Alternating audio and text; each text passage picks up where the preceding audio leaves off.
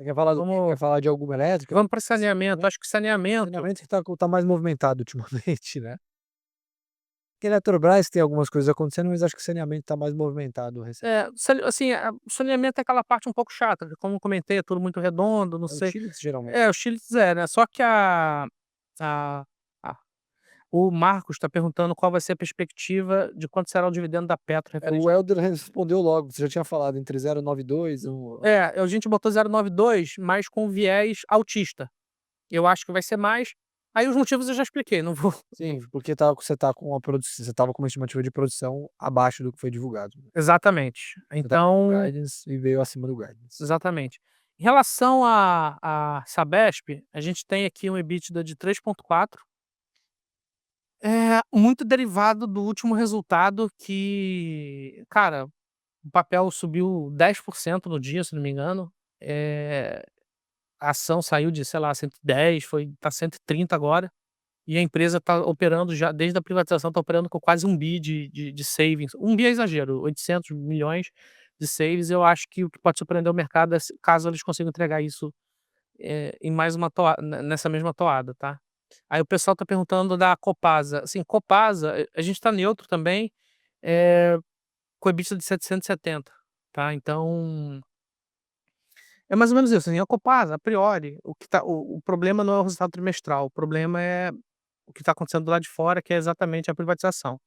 A gente é cético, mas, cara, pode ser que aconteça e eu torço para que aconteça, tá. Então, assim, resta saber se você quer correr esse risco de um case binário, assim, eh, pô, a operação subiu no telhado, cara, você tem que ter estômago para aguentar o quanto que o papel eventualmente vai cair depois disso. Eu lembro como se fosse hoje, eu perguntei para o Vitão sobre Sabesp durante o governo Dória se ia conseguir privatizar ou não, ele me deu essa mesma resposta, sou cético, né, e aí acabou acontecendo depois no governo seguinte, mas Em relação parece um pouco de o governo Dória, ele teve azar. Eu não quero falar muito sobre o passado, isso já não interessa mais, mas só para contextualizar, ele teve azar por quê? Porque eu lembro que ele chegou aí na Bloomberg, fez entrevista e tal, mas aí depois acontece o problema sanitário sim, e, cara, é muito difícil você tocar uma agenda desse tipo, partindo do princípio que as próprias empresas de saneamento foram utilizadas para amenizar os impactos econômicos dentro das famílias de baixa renda. Então assim, as preocupações do Dória passaram a serem outras. Isso assim, estou observando tudo isso com muita boa vontade, tá. Mas é isso, entendeu. Então, aí o que precisa para acontecer a privatização da Copasa ainda? O que que ainda precisa? Porque eu sei que muita coisa já avançou, da Copasa, primeiro, a remoção da PEC, necessidade do plebiscito. da necessidade da PEC, da necessidade do plebiscito, que ainda está sendo votado. Aham. E, inclusive, eu coloquei no grupo Genial Papo e Mercado uma É notícia. exclusivo para clientes, para quem não sabe, exclusivo para clientes que negociam aqui na casa, então se informe aí, faça parte. Deixa eu só ver aqui Os analistas fazem parte, enviam notícias, relatórios em primeira mão, então quem ainda não sabe do que se trata, procure se informar aí. pela terceira vez, reunião sobre PEC da privatização da Copasa encerra sem discussões. A fonte é jornal O Tempo, que é um jornal mineiro. Eh, e é isso, assim, no caso da Copasa é isso. Acho que o resultado é um resultado que eu acho que deve ser boring, O mas papel tem muito mais se movimentado de não é resultado, né. de acordo com as agências. Eu lembro, teve o resultado do primeiro tri, o management foi um pouco cético em relação à melhoria, ganho de algum tipo de produtividade, corte de custo, e fala também se mostrou um pouco cético em relação à privatização, o papel caiu. Aí depois do resultado do 2T, as notícias voltaram a aquecer, privatização voltou para o radar, papel subiu 30, então tá meio essa gangorra, né, Copasa. É isso aí. Então, assim, quem quer participar, cara, tudo bem. E porque eu tô vendo alguma. Aparece já no preço um pedaço. Com certeza. Uma coisa interessante que eu vejo é o seguinte: o analista do banco tal atribui, sei lá, 50% de chance. Não, não, o que eu acho engraçado, porque assim, atribuir 50% de chance não tem um método. Exatamente. Iniciando, Não né. tem um método científico para você atribuir 50% de chance. É o feeling do cara. Só que o problema é que quando ele fala 50, é simplesmente assim, pode ser ou não, tipo, jogar a moeda. Então, assim, você quer correr esse risco, isso cabe na sua carteira, e eu sempre uso o exemplo da Sabesp, Você que acha mais provável Copasa ou Semig? Ou as CEMIG não vai rolar, CEMIG não vai rolar. mais difícil, né. CEMIG não vai rolar. Acho que já é um fato isso. Acho que a própria Copasa já vai ser desafiador o suficiente. Pelo porte da CEMIG é mais difícil. Pelo porte, o interesse político ali é maior. E assim, você que é mineiro me fale. Tem um amigo de Divinópolis, e o Marcos Santos, mas assim, o que me foi dito em relação a assim, participando de conversas com pessoas interessadas em relação a isso, é que é o seguinte, parece que no interior a Copasa não é muito amada. Então assim, não existiria a mesma resistência política que existe na CEMIG. Entendi. Então, acho que é mais ou menos isso. Você ia falar de Sabesp, eu te cortei, sobre o momento de privatização da Sabesp que É, que virou um foguete, né, assim, ela saiu de pegar aí um horizonte de 5 anos. uma vez RAB pra Não, uma vez não, ela saiu de, sei lá, 0,40, zero cara, se pegar 5 anos, ela saiu de, ó, 5 anos. era 40, Ela estava pois R$ 40, é, ela multiplicou por 3 quase. por 3. Aí a gente tinha compra desde o início da aí atingiu o preço-alvo, a gente deu neutro, aí depois mudou de novo, foi embora e já passou de novo. Então assim, quando a gente usa aquelas tabelas mostrando potencial de destravamento de valor da Copasa, aí sai lá 100%, então pô, espera aí, o da Sabesp multiplicou por 300, por 300, por 200%. Sim. Então assim, não é um grande absurdo, né. E eu acho que a Sabesp vai a R$ 200, mas não vai esse ano, nem acho que talvez nem ano que vem. A gente faz um exercício ali, inclusive tem um de frente com o analista que eu mostro o racional desse exercício. Eu acho que vai a R$ 200 por causa daquelas premissas lá, que envolve o quê? O aumento da base de remuneração, tendo em vista os investimentos mais pesados, e a empresa tem, que investir quase 70 bi até 2030, e a reprecificação do múltiplo que ela opera, que é, Hoje uma eh vez RAB, uma vez e não, uma vez e hoje 2, hoje tá 2. 1,2, mas cara, pode chegar até 2 vezes, entendeu. Então assim, e se você supondo que o que aconteceu no trimestre passado, em termos de resultado, isso aconteça de novo e bata os números do consenso, então assim, só para explicar qual é o consenso, 3,4, cara, o mercado vai seguir reprecificando isso daí, entendeu. Então é mais ou menos isso. Caio, quantos inscritos faltam pra gente bater os 250.000? Consegue me atualizar rapidamente aí? Rapidamente não, mas daqui a pouco o Caio traz esse número, enquanto a gente troca de assunto aqui, Vitão. Já falou de saneamento, falou de Sabesp, falou de Copasa, Vamos falar do que eu tenho mais expectativa? vamos lá. Eh, Faltam só 16 pessoas, então você ingrato que está nos assistindo e não se inscreveu no canal ainda, faça agora que você tem a chance de ser o inscrito número 250.000 e sabe o que você vai ganhar? Absolutamente nada. Então fala, Vitão. pô, eles ganham essa análise toda aqui É gratuita. verdade, já tá ganhando no Não, então com números, é isso aí, é isso aí. ó, o meu call de Sabesp, Rendeu algumas pô, centenas de quem reais aí. quem quem entendeu ali o racional e abraçou, Estava na carteira pô, inclusive. estava na carteira, então ele ganha conhecimento aqui. Nunca trouxemos a Sabesp aqui, né. Não, a gente precisa trazer esse Ô, dona Sabesp, por a favor, hein. gente já fizemos eventos institucionais, inclusive pré-privatização, que fomos eu e você. E era a Kátia. É. Era a Kátia? Não, era Kátia o da Taesa? secretário de Ah, tá, tá, tá. de infraestrutura, eu acho, do Não, mas a Kátia que Tarcísio, hoje é CFO da Taesa, que esteve aqui com a gente, ela foi CFO da da Sabesp na época. isso. Vamos lá, então o que mais você tem estimativa aí pra trazer pra Cara, gente? A gente vai se Eletrobras encaminhando para o final aqui. a Eletrobras, vou falar que é um case que a gente deu neutro, porque andou bastante, mas é importante ter em mente que outras casas já estão dando preço-alvo de 60, né. Então, assim, é um case que eu gosto do carrego, tá. Então, assim Ainda mais com simplificação que tá acontecendo, né, tá tudo caminhando exatamente. Então, assim, correto. consenso 4,9 bi, de EBITDA, já refletindo aí, assim, aí tem a questão da provisão que a gente escreveu sobre eh, a provisão relacionada à venda da eletronuclear. Família Batista, né, Família JF. Batista, opa, eles compram de tudo.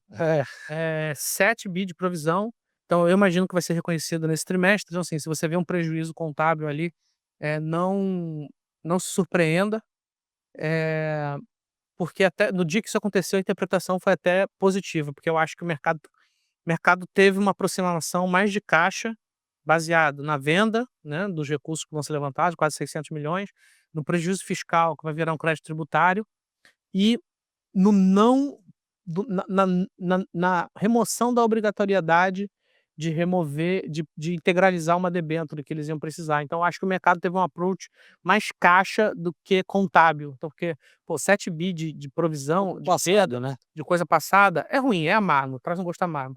Mas ninguém sa todo mundo sabia que aquilo ali não valia muita coisa, vamos ser sinceros. É um impairment, na verdade, que eles É vão um im fazer. deve ser algo, não, não é bem, se eu não me engano, não é bem, mas é algo assim, tá. Como eu não sou contador, e eu prefiro não entrar no mérito, mas no final do dia vai ser algo parecido com isso. Mas não tem o efeito caixa, isso que é importante. Isso. Eu acho que o mercado, ele no dia, ele interpretou isso como positivo, por quê? Porque o camarada não vai integralizar os 2 bi da debênture, vai, não vai integralizar, recebeu lá os 500 milhões, não vai precisar botar os 20 bi ajustados pela participação, é claro, até botar o projeto de pé. Então, assim, mas no geral, se com recuperação de preço de energia e por aí vai, 4,9 bi seria um EBITDA quase que recorde para o resultado trimestral. Só explicando para o pessoal, porque você tá uma empresa, tá investindo num ativo, tá colocando dinheiro, vamos supor que a Eletrobras tenha colocado 10 bilhões de reais ao longo dos anos na eletronuclear, ela deveria ser avaliada pelo menos o que foi investido, né, ou talvez o que gera o ativo. Como ela vende abaixo disso, talvez tenha um reconhecimento. Ó, o Diego R: "Tô comprado em Elet, Easy Prio". Você está muito bem comprado. Esse aí é o seu fã número 1. Porra, é. Esse aí deveria pagar um almoço pra você, É. pelo menos. Elet, eu posso fechar aqui? Pode, pode. Ó, Elet, cara, é um case que eu guardaria no coração. Prio, já expliquei aqui. E ISA, tá subindo hoje, tá chegando perto do meu preço-alvo, mas eu não acho que é um case assim, é o seu zagueiro.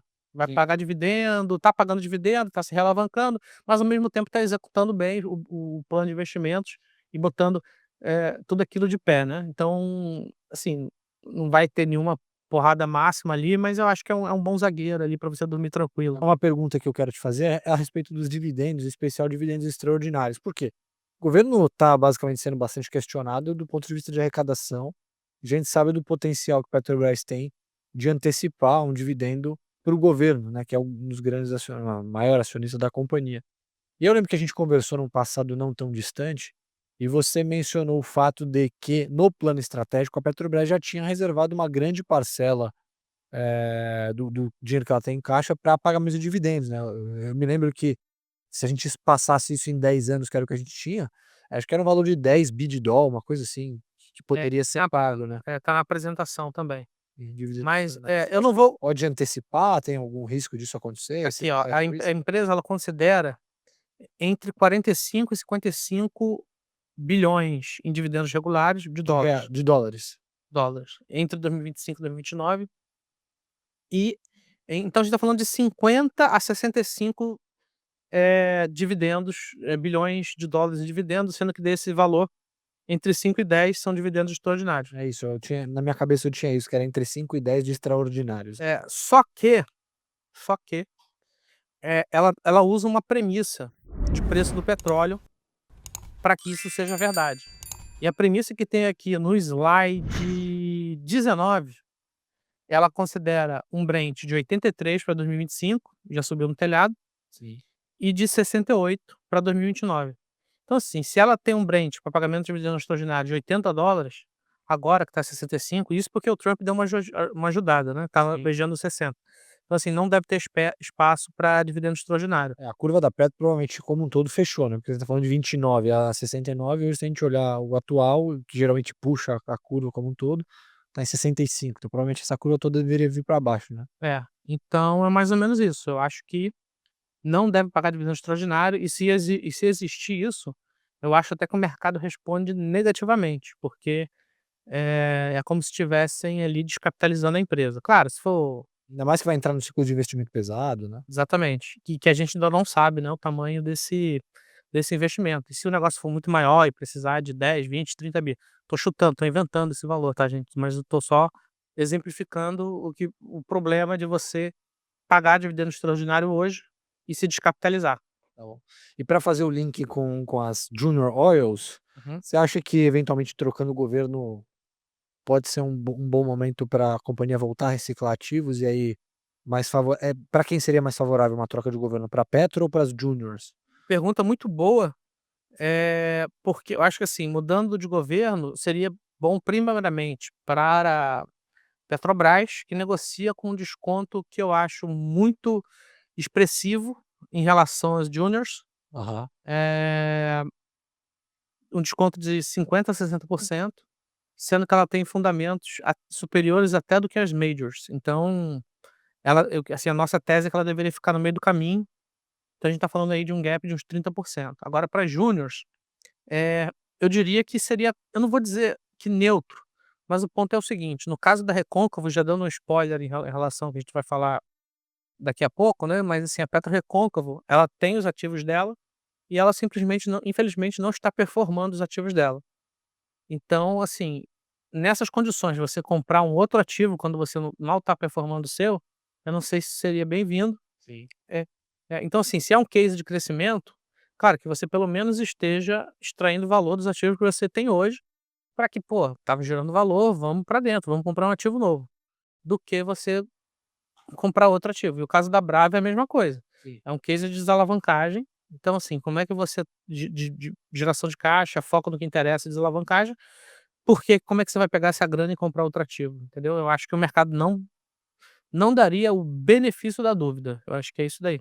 É, mas para uma Prio aí talvez faria um pouco sentido até. Faz sentido pelo seguinte, já e aqui também falando sobre a Prio, assim, se tudo der razoavelmente certo, o que que a gente está falando? Qual é o case da Prio?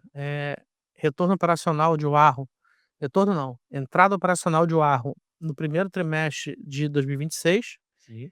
e consolidação de 100% do Campo de Peregrino no segundo trimestre de 2026. A partir desse momento, ela deve gerar 3 bi de dólares, 12 meses, né. NTM, Next 12 Months, nos próximos 12 meses, depois que esses 2 ativos entrarem em operação.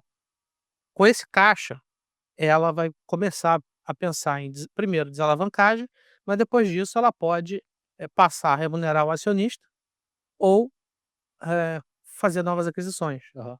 Então, acho que para Mais provável que a Prio se aproprie desse movimento, caso tenha uma exato, alternância de poder do que as outras. exatamente, exatamente. E eu vi que eles fizeram aumento de capital agora, É, mas foi de de é, lucro, é, reserva de lucro, né. exatamente. É para suportar exatamente essas aquisições, desalavancagem, por aí vai. Então não é uma surpresa, ai meu É, Deus. eu acho que das 3 juniors que divulgaram seus resultados operacionais, né, as suas prévias operacionais, a Prio foi a que veio mais redonda de certa forma, né. Não, Tem a questão da Equinor lá do campo. é, na realidade foi o contrário, foi bom você falar, eu já vou puxar aqui Aham. o que que acontece, a surpresa negativa nesse trimestre infelizmente vai ser da Prio, exatamente porque a partir acho que do princípio de agosto, ela teve uma parada ela teve uma parada técnica. Sim. E isso quebrou um pouco as pernas da empresa, né, assim, por quê? Por que que eu estou usando essa expressão "quebrou as pernas"? Porque o segundo trimestre de 2025 não foi um resultado bom, e o que que o pessoal estava esperando? Uma como posso falar para você? Uma recuperação nesse trimestre, né, então, assim, mais um trimestre a gente vai passar sem ver o resultado cheio, porque pelo menos um mês ali, um dos campos bem relevantes, então, assim, ela deixou de ter uma produção redonda de 100.000 barris por dia e passou a ter, sei lá, 70, se eu não me engano. Então, os resultados vão vir, assim, do ponto de vista estrutural e do que ela pode entregar, eles devem vir fracos, tá. A gente tem um número de aí vamos passar para Prio, gente? A gente tá falando de Petrobras, da Prio. Eu publiquei aqui, vamos ver, 1.900, tá, de EBITDA, sendo que o consenso está apontando um pouco menos, tá. Então, assim, talvez eu esteja, mais otimista, mas enfim, não vamos brigar aqui por causa de R$ 100 milhões. Mas é mais ou menos isso, tá. Acho que a história é essa, eu acho que a tese segue inalterada, apesar de que, claro, assim, o que que eu quero dizer, assim, qual a importância do Peregrino? Que eu acho que o Peregrino esses 40%, né, que ela já tem. Ela já tem É, 40, vai quando você para pensa 60, né. que quando você pensa em termos anualizados, a empresa gera aí um free cash flow yield de uns 15, 16%. Então, assim, é como se você estivesse pagando o custo de oportunidade quanto você espera por esses 2 projetos que ainda não entraram. Então, assim, se você está gerando hoje 15, claro, vai depender do preço, vamos dizer aí 15% de cash flow yield, rendimento de fluxo de caixa, é como se você estivesse comprando os outros 2 campos de graça, e é mais ou menos isso que eu acho, tá. Então, assim, para mim é o case mais barato do é o que é o case mais barato do setor, e por causa disso, né, e depende desses 2 catalisadores, a vantagem é que eles têm um cronograma claro dessa vez, a partir que as licenças já foram emitidas, tá bom? Então, é isso. Assim, do ponto de vista de preço, para tentar tangibilizar um Eu pouco. posso responder uma pergunta do Fábio? Aqui Pode, rapidamente. claro. Ó, o Fábio está me perguntando: "Teremos eleições, então o que poderemos esperar desse período para Petro é compra ou venda?". Fábio, a gente tem neutro, então assim, não é nem para você comprar, nem para você vender. Agora, se eu te arma na cabeça, eu acho que a Petro é o meu segundo case preferido, por quê? Porque, assim, o que acontece? A Petro, não sei se você já leu os nossos relatórios há muito tempo, mas a gente fez um relatório em que a gente compara a Petro com os outros pares internacionais. Eu acho que se você colocar no Google, Genial analisa Petrobras, Petrobras e Petros, Petrobras, pares internacionais, a Petrobras ela tem fundamentos superiores aos próprios pares privados, né, em termos de rentabilidade, geração de caixa, crescimento. dividendo e crescimento. Dito isso, só que ela negocia com desconto muito expressivo e, como a gente bem sabe, paga dividendo, né. Acho que na pior das hipóteses vai ficar esses 10% aí, talvez fique um pouco mais. Então, assim, eu acho que ela é um case barato, com carrego bom, só que quando você compra então, assim, arma na cabeça, eu diria até que ela é mais compra do que qualquer outra coisa. Mas, assim, você tem que ter estômago para qualquer decisão. Por que que você está pagando mais barato? Pô, não é uma nota de 100 no chão, assim, tipo, aquela coisa fácil que você pega e bota Tá no bolso. pagando 30, né. Você tá pagando menos do que isso, você tá pagando menos do que esses 100, e porque quando eu me refiro a essa expressão nota de 100 no chão, que é fácil, né, você pega, dá uma nota de 100 no chão, você pega, você bota no seu bolso. E não é isso, ela tem um desconto, porque, é um case estatal. Então, assim, se você pode comprar Petrobras, você vai ser remunerado, é um case barato, gera caixa, tem boas perspectivas, mas o problema é o que a gente não sabe, não é o que a gente sabe em relação à Petrobras. Então, se você, assume esse tipo de risco, e isso não é um problema para você, cara, compra o Petrobras, você vai receber dividendo, tá bom? É mais ou menos isso. A compra ou venda é agora, não é ano que: "Ah, não, vou esperar ano que vem". Pode ser até, assim, a gente dá as recomendações com preço baseado no preço de tela de agora, no que a gente observa agora. Eu não tenho compra para Petrobras, porque eu tenho outro case que eu prefiro, que eu acho que tem um retorno mais sólido, e por aí vai. Tem toda uma história ali que eu queria pedir até para você dar uma lida no meu relatório sobre o que eu falo sobre PRIO, etc e tal. Só fazer um pedido para nossa audiência, a gente tem quase 150 pessoas nos assistindo, e eu queria dizer que se todas essas pessoas que nos assistem neste momento se inscreverem no canal da Genial, a gente bate 250.000 inscritos. Aí eu vou mais além, se 50% dessas pessoas forem já inscritas, ou seja, se a gente tiver só 75 não inscritos, ainda assim a gente bate os 250.000. Então você que está nos assistindo, corre lá no canal da Genial, nem precisa correr, né, só apertar o botãozinho na televisão aí, se inscreve no canal, ou se estiver assistindo no celular, é só fechar o chat aí, você consegue se inscrever rapidamente. Lembrando que para mandar perguntas no chat você precisa ser inscrito. Então, se quiser mandar, aproveitar que o Vitão tá aqui, já se inscreve aí e manda pergunta. Eu vi que tem gente querendo falar de Copasa, saneamento, elétricas, enfim, a gente vai chegar lá. Mas então, Prio, talvez uma decepção por conta de campo de Peregrino e essas paradas técnicas.